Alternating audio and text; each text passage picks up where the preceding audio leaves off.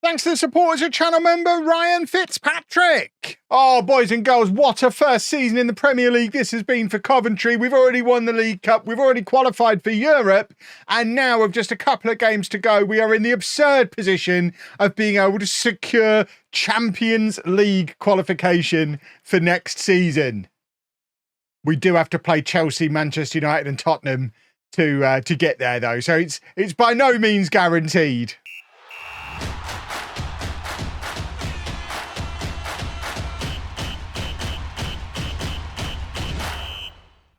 Hello and welcome to Club 2, Part 17 of Non-League to Legend. I'm Kevin. Coming up on today's episode, we've got as many games as it takes for Coventry to end up in the Champions League. That's not strictly true. If we lose all of them and don't qualify, I'm not playing another 38 matches of next season to see if we get there. We're going to end the season today. It's probably a better way to phrase it. Since you were last with me, form has been a little up and down again. You can see a massive defeat against Leeds was not ideal, but we have been on our nice little run of playing against all of the teams that we're better than. So really, we should have won all 5 of them and already had Champions League in the bag. We didn't. We only won 3 of the 5, but the league table is still looking pretty good. 3 games to go. We're level on points with Tottenham and Newcastle. We've got a better goal difference than Newcastle. We're 3 points clear of Manchester City. I think there's a very good chance that top 5 get into the Champions League. Of course, that doesn't get confirmed until the end of the season, so we still have to aim for top 4, which I still think we've got a good chance of. We just have to win some of these matches, and they're not easy matches. We played Chelsea, Manchester United and Tottenham, all of which seem like quite hard matches. And for the Dane Scarlet fan club out there, Liam Regis has got a very good chance of ending up as the Premier League's top scorer. Ignore this. Don't look at this column. This is the column to concern yourself with. Liam Regis is quite good. And you know what? He's 22. Dane Scarlett is 27. I'm going to prioritise the 22-year-old and probably sell the 27-year-old to fund a Champions League campaign for next season.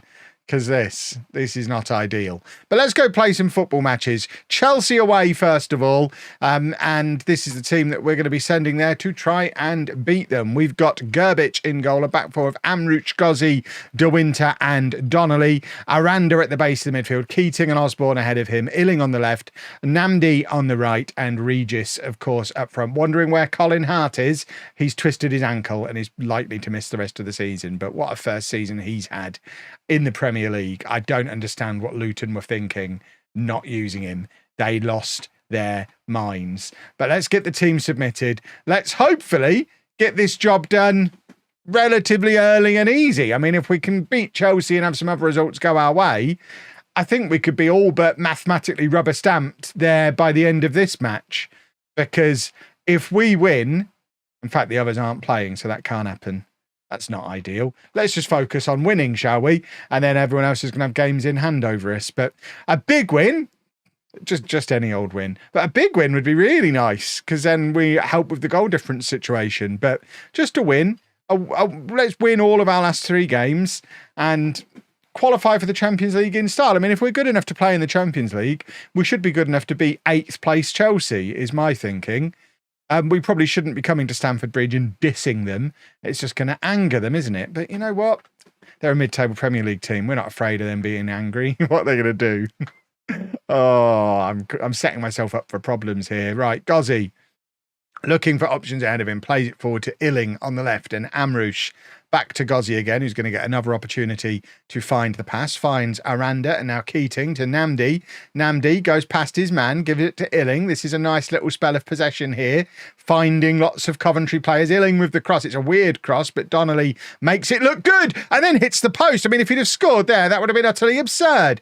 Amrouche has picked up the scraps on the other side, and after all that, it's our 2 fullbacks who are the ones who are putting some pressure on the Chelsea goal. And as you can imagine, with it being fullbacks doing the attacking, it didn't really get us anywhere. Chelsea with a chance, but their header can't stay down below the crossbar. And Manchester United are beating Leeds. Leeds, of course, who thumped us, and we've still got to play United. I think we play United next. So by the process of if Leeds are better than us and Manchester United are better than them, we should be expecting to lose against Manchester United in the next match. But I think that's our only home game of the 3. And of course, Tottenham, who we play on the last day, are above us in the league. So we could very easily slip out of this Champions League contention if things don't go our way. And that hasn't gone our way just there. Chelsea going 1-0 up on the half hour. Manchester City have gone ahead against Southampton as well. Everything that could go wrong is going wrong right now. And we need to turn things around here, because at the moment, I think we're slipping out of the... In fact, we're probably staying above Newcastle because of goal difference. But I think we drop down to 4th place. City probably move above us. And that's not ideal. We don't want to invite City into the party because they're quite good, I've heard. Right, Keating gives it to Donnelly. An immediate reply here would be very, very helpful. Donnelly plays it back to Keating. Keating slides it across. Regis was there. Couldn't apply the finish, but it falls to Illing. And now Amrouche Aranda finds Keating in a little pocket of space. But he playmakes it all the way back to De Winter. We've not had a shot on target yet today, which is a long way from ideal. Yeah, there's your confirmation that City do move above us by virtue of better goal difference. Their goal difference is the same as ours, effectively, but because we're losing and they're winning, they move above us. We're going to go attacking here and hopefully drag ourselves back into the game. Come along now, gentlemen. A football needs to be done here. City are now 2-0 up. Erling Haaland's gone off injured, but it doesn't really matter when they're winning 2-0. And there's only a couple of matches to play after this. I doubt anyone's got as hard a run in as we have. So we need to just not be dropping any points. It'd be heartbreaking after all this if we end up not in the Champions League. Although, to be fair, this squad probably has a good chance of winning the Europa League, whereas the Champions League, obviously, we're just turning up to take some defeats. Although we also take a big pile of cash as well, and the cash is probably quite helpful. We're making a few changes. Let's shuffle things around sufficiently. Should we put Levi Burrows on the right wing? That's probably not the best idea I could have. There you go. We're going to do that. Dane Scarlett is on. The Dane Scarlett fan club is delighted. There's probably an argument we could have brought Scarlett on alongside Regis, but we're only 1-0 down. We don't need to go crazy. We just need to shuffle the personnel around a little bit and hope we find a breakthrough. An equaliser, although not the ideal result, drawing's better than losing. Little bit of football analysis for you there today. Right, Illing is leading the counter-attack. He's got Scarlett ahead of him. He's got Manuel ahead of him as well. There is Manuel, who's got in behind. He's hit the post. That's the second time today we've hit the post. I mean, that one was offside, so let's not worry too much about it. But we've been the better team. We've created more chances, got better XG. We just can't find that breakthrough. Amrouche is going to come off for Eleftherides. Donnelly's going to come... See... I don't really want to put Burrows at right back. I don't think that's the right move. So I think what we actually do is bring on Masushima, who we've not used a huge amount this season because of the injuries that he's had. But maybe he can generate something. When we brought him in back in the summer, he was supposed to be the perfect Osborne replacement. He was like an Osborne regen. He got injured, and then while he was injured, Osborne returned on loan. So he hasn't really had his chances, but we throw him in today and it achieves nothing. Manchester City have dropped back below us again. Does that mean they lost? No, Southampton just scored, so goal difference comes into play. That's not the ideal start to this run-in. Let's go and beat Manchester United. Just the one change for the Manchester United game then. Burrows comes in at centre-back because he's 6'6", and you can't teach that. And we could do with scoring from a set-piece. So get him in. Get the goal threat in. It also allows us to give De Winter a little bit of a rest, who's played pretty much every minute of every match this season. And we last played 2 days ago and he is tired. So Burrows can come in and partner Gozzi for at least the early part of today. And if we can get a goal out of Burrows, that'd be super duper, because any goal counts. We just need to win by any means necessary. Regis, decent turn from him, and he drifts out onto the right-hand side. So Namdi's come inside. Lovely little bit of positional rotation from the two of them, but unfortunately, Namdi can't keep his header down. It goes over. I don't really know why that's not count. Oh, it did count as a shot eventually. It just took ages for the match stats to update. But that was a good opportunity. We're not going to get loads of opportunities like that. We need to be a little bit more clinical. I mean, it's not as if the Premier League is riddled with really clinical strikers. You've seen that Regis is joint top scorer alongside a winger, because there isn't an outstanding Premier League striker this season in this version of the future. But goodness me, I still feel like we could do with one. Imagine the difference that there would be if we had the 30-goal a season striker, the only one in the Premier League. It would be sensational. What's also sensational is Lionel Osborne putting us 1-0 up after just over 10 minutes. Look at our fans. They've gone absolutely bananas. And this is exactly what we need. A victory over Manchester United goes an awfully long way towards rubber stamping our European adventure for next season. It's a lovely finish from Osborne for the second summer in a row. I'm thinking, yeah, we just throw the entire budget at him. He's going to cost twice as much this summer as he did last summer. But he's clearly a top quality player. Do we just throw all the money at him and make him the headline signing of the summer? We've already got our shiny new goalkeeper coming in. We obviously already brought in some good players in January, and Burrows and Namdi. We don't need a big rebuild this summer. With a goalkeeper coming in, if we were able to make Osborne permanently and maybe bring in another centre-back, if Amrouche isn't going to be that left-sided centre-back alongside Burrows long-term, which he might still end up being, but he seems more comfortable at left-back. Either way, we don't need 5-6 new first-team players. So we could, whereas last summer we needed a whole bunch of new first-teamers, this summer we could just throw all the money at Osborne, assuming there's enough money to throw. I mean, we don't know what kind of budget we're going to be getting. And I guess a lot of that is dictated based on what competition we're playing in. If we're in the Champions League, what is the release clause we have arranged on him? 81 million. I don't think we're going to get an 81 million pound budget no matter what competition we're in. Gerbic has broken his finger, but thinks he can play through it. He understands he's a goalkeeper, right?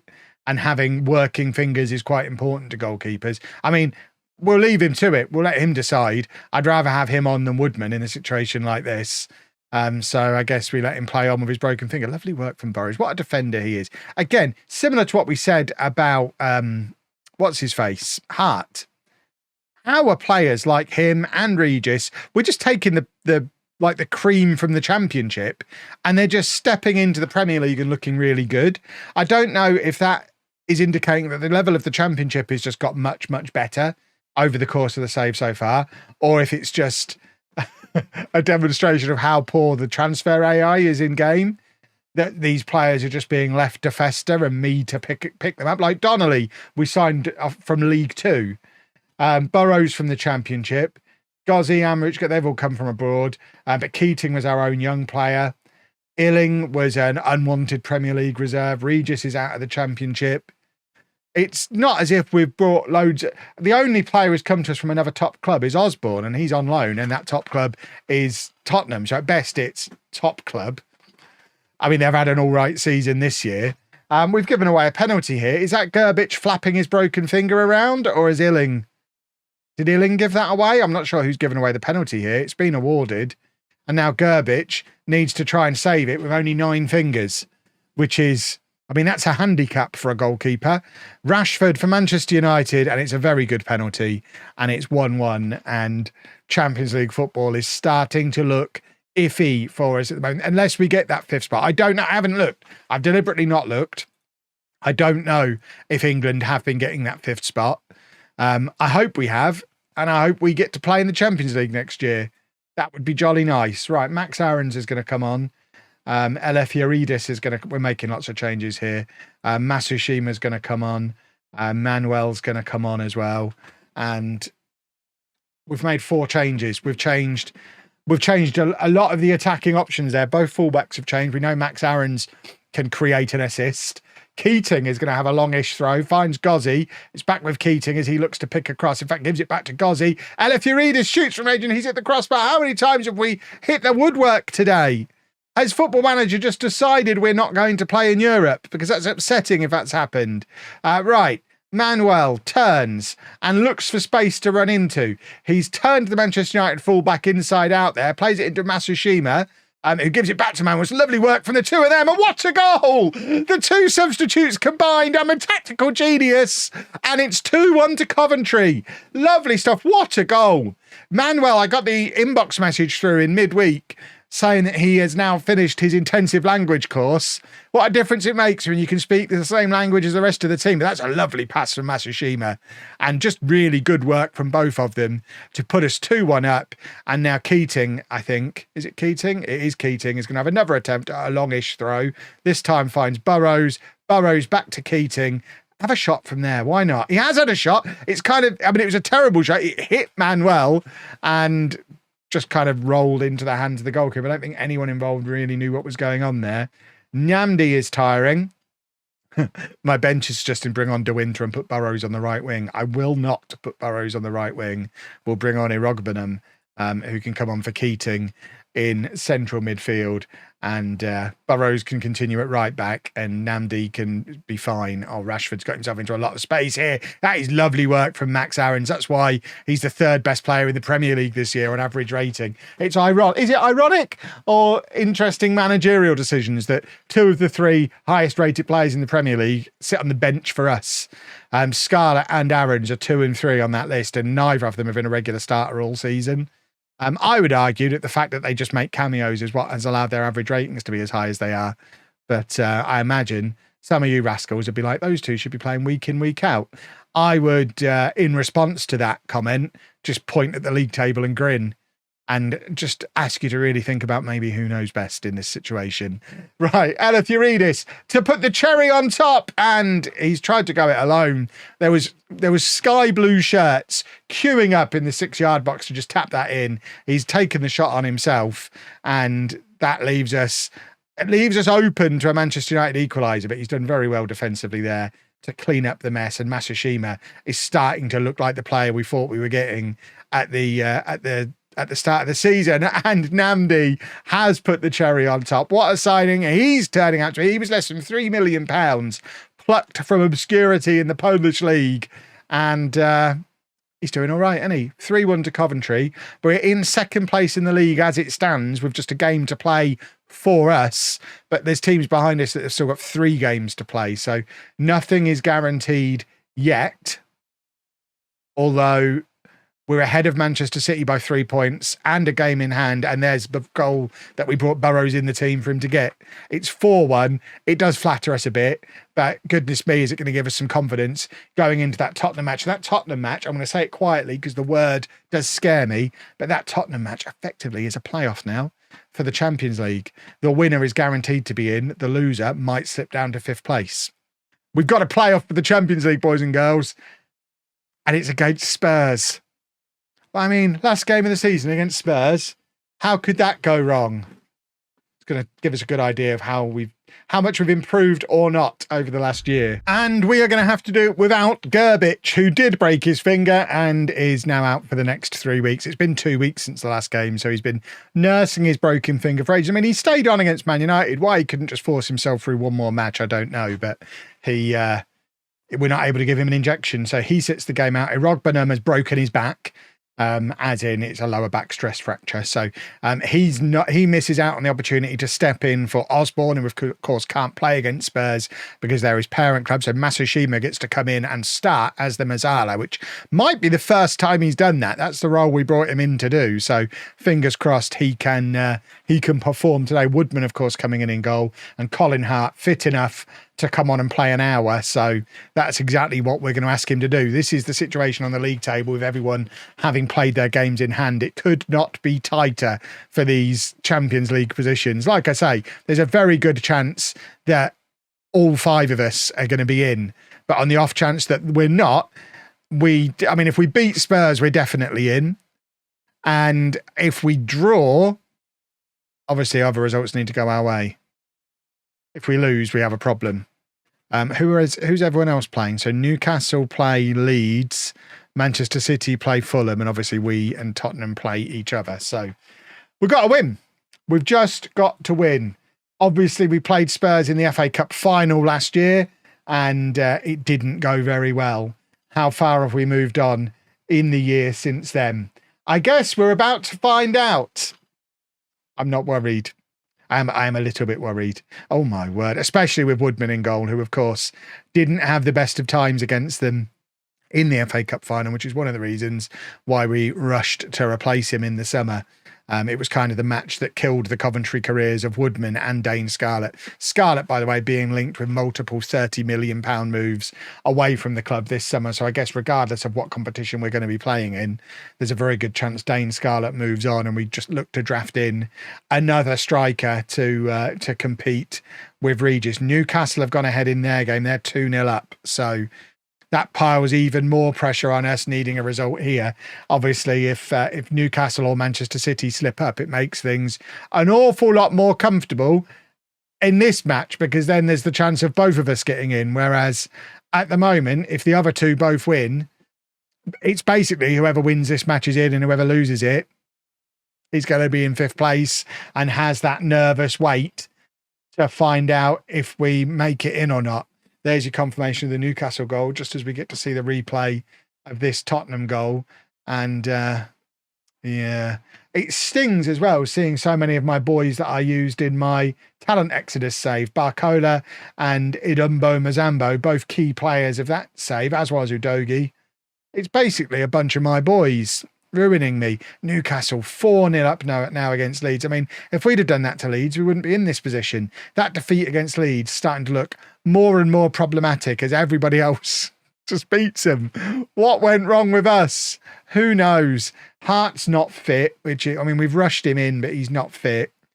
And yeah, this is not going to plan so far today. It's Spurs on the attack again. A second goal before half-time causes us all manner of problems. There's not a chance that was in the penalty area.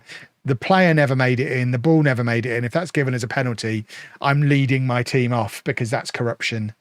And I mean, that is literally corruption. The player and the ball never entered the penalty area. That's hideous. Can we just storm off? We should be able to storm off in this situation, because I'm not standing for that.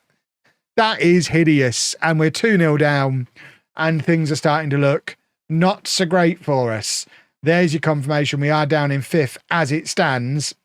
Manchester City 2-0 up over Fulham. I mean, we have a mountain to climb now, because City and Newcastle both have comfortable leads, as do Spurs, and their comfortable lead is against us. We do have the possibility of the Dane Scarlett redemption story in the second half. He could come on and make up for everything that went wrong in the FA Cup final. If he could come on and score a hat-trick and get us into the Champions League, all will be forgiven. He'll probably still be sold, but he'll be sold a hero rather than a question mark. Oh, was that Keating, or is that Illing got himself into trouble there? I don't know why Illing was stood in that position. He was stood on Keating's spot and just ran himself into trouble. I mean, we could bring Scarlett on and move Regis over to that side, potentially. I think we've got to take Hart off anyway. So Aguiar's going to come on. It's been a while since we played him. And we are going to take off Matsushima and bring on Dane Scarlett. Aranda, by the way, has been called up to the Argentina squad for the World Cup. So he's looking like he's going to be a top player, which is jolly nice to see. We're going to do that, I think,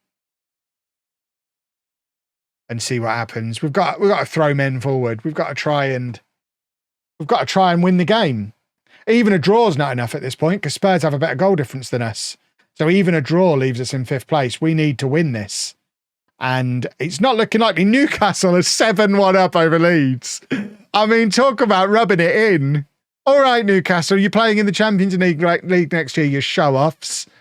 Goodness me. Let's get Max Aarons on for his creativity. Burrows is having a poor game and is on a yellow card, so De Winter can come on for him. We'll save our final change, because we might have to throw on another attacker. I mean, it's pointless because we're 2-0 down. We're not going to score 3 goals, are we? No matter what we do. City 3-0 up over Fulham. We just have to hope that English teams have been doing well in Europe over the last season or two, and that 5th place is enough to get us in. I hope it is. I suspect it might be, but as we've shown throughout the season, when we play against the big teams, we do struggle. So We're going to struggle in the Champions League anyway, so maybe Europa League is better. It's better for everything other than the finances, the Europa League. Right, Regis, through to Scarlett. Is this the start of the comeback? Scarlett plays it out to Amrouche at left back. Amrouche into the area, tries to drill it across, but can't get past the first man, and Spurs deal with it all too comfortably and now have their counter-attack on with 15 minutes to go. We've only got 3 men back. They've got 4 men forward. This is not going to end well for us. And that is that. We are finishing 5th this season.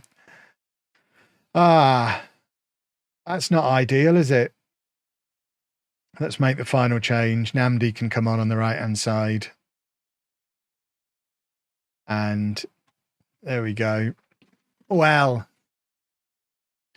I don't know. I now just want to be able to look through the inbox. I need to know if this is going to be enough, and I don't. Oh, my word, that's a red card. Is that Aranda? He's heading to the World Cup early. I mean, what a maniac. Joey Keating is the midfield on his own. And, I mean, what we've learnt today is we're not much better than we were this time last year, because Spurs embarrassed us on the last day last year. They've done it again today. They're just a much better team than us, which the league table doesn't suggest, but they are our bogey team. I don't care for them being the bogey team. I may have used disparaging comments about them once or twice over the years. And now the world is getting even with me. I mean, they are just all over us. We're committing too many men forward, as we have to, because we've got 5 minutes to score 4 goals to save our season. Save our season. We've won a major trophy and qualified for Europe for the first time ever. Have Coventry ever played in Europe? I know they won the FA Cup back in the 80s, but that was during England's European ban. So I don't ever remember Coventry playing in Europe in my lifetime. So this could be Coventry's first ever European adventure. And a major. It's been a great season. Yes, we would have taken 5th at the beginning of the season. Reluctantly, we'd have taken 5th. Now, of course, we just need to cross our fingers and hope that 5th is enough for the mega money. It's the difference between signing Lionel Osborne or not, although the transfer budget will come through straight after the match based on the Europa League. So even if we get into the Champions League, I don't think it will reflect in the transfer budget, which is a bit of a shame. There's your confirmation that we get 30 million, which is nice, but doesn't clear the overdraft. Can we hit continue? Can we? Regis has signed a new mega contract that took his release clause out of the deal, which is handy. One of the top scorers in the Premier League didn't look like scoring in the 3 matches today, did he? Can we get confirmation of whether we're in the Champions League or not? It's a record high. It's the highest Premier League finish in this club's history, which does suggest it probably is our first time in Europe. Right, we've got budgets. I don't think we're going to find out today if we're in the Champions League. That'll just have to be a treat for tomorrow.